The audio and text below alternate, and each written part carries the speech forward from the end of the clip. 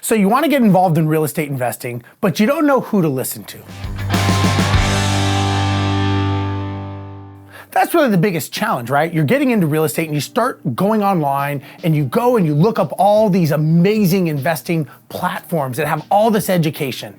Sometimes it can be too much information. You can get what's called analysis paralysis.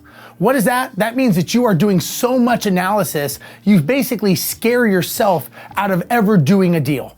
And there's so much information and everyone is an expert, it's so hard to pick which way do you want to go. Do you want to flip? Do you want to BRRRR? Do you want to do buy and hold? Do you want to do short-term rentals? There's all these different ways to do it, but you don't know where to start and you're just trying to get a good foundation. Well, here's how you know who you should be listening to. Rule number 1. Is the person giving you generic advice?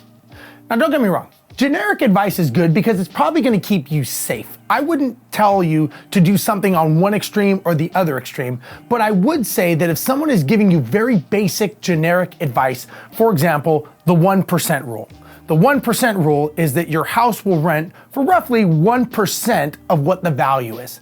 That's a very generic number. And the reason I say that is if you own a rental property in Los Angeles, that is going to be a much different number than what you would rent it for in, let's say, Houston, Texas. So you're not going to get the 1% rule, but if you have a different goal and you have a different strategy, then an LA property may make sense, but not make sense per the 1% rule. So always be careful if someone's giving you generic advice and they're just giving you plain vanilla and you're taking that as the only way to do it. Number 2 is, does somebody have a reserved bias to why they're giving you advice? Maybe they have a course or something that they're selling you and that is what they're directing you to. Or maybe that's the only thing that they know and that's what they're directing you to. Now, I don't think there's anything wrong with that, but I do think it's your job and it's your obligation to make sure you know what you want. And you can take in the information, but I don't recommend acting on anything until you know all the things that are available and you know what best fits your goal as well as fitting your strategy. So again, if somebody is biased on what they're trying to give you, that's okay, but make sure that you understand that and you don't get pointed in a direction that's best for them because they're making money off of you or that's the only thing they know. You wanna look at the information, but don't necessarily act on it until you know all the pieces. Next, to go to number 3, make sure they understand your situation. Everyone's situation is different. Everyone has different goals, different strategies, different tactics, and everyone has different life environments. Your situation is completely different than someone else's.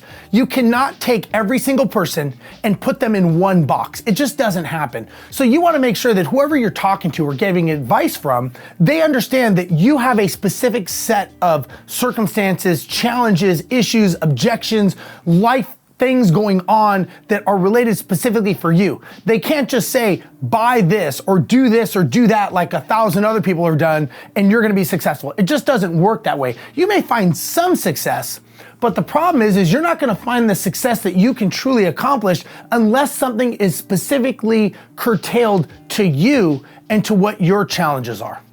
Number 4 is make sure that they understand the complexities of everything going on. So you have to let them know what is going on in your life, what your challenges are, what your personal reservations are, and what some of the complexities are in your life. If they say you should be driving for dollars every day, 8 hours a day, but you have a regular 9-to-5 job, that may not work, right? If you are trying to do a virtual investing and you're trying to invest out of state, but you don't have the means to do this, that may not work for you. So you want to make sure that you understand that you have to explain to them all the complexities of your life and they understand that and they're able to help you based on what your needs and your desires are. Again, not what theirs are. You've got to make sure that they understand that and they're working for you.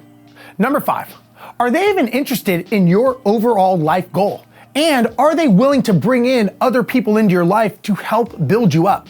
There's many people out there that don't want to expose you to other experts, or worse, they don't want to bring the rest of your family into the conversation. If you have a spouse, significant other, children, reality is these are the people that you're doing all these things for and they don't want to talk to them. They won't deal with them.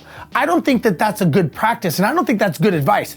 I think if they're giving you advice, they're giving your whole family advice because everybody is going to win or they're going to lose based on the actions that you take. And I think it's important to hear what other people have to say. So I think you should always try to bring in your spouse or your business partner or your children or anybody that could be directly affected as a result of you buying or not buying a property, and you will learn how to be successful by bringing other people in. I don't think that this is an industry that you have to hoard the information. I think this is a journey.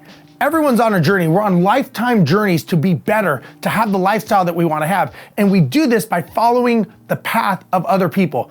You just have to make sure that you're following the right path of the people that you want to follow, and you're not just going down some trail of unknown with an unknown person and you don't know what the outcome is.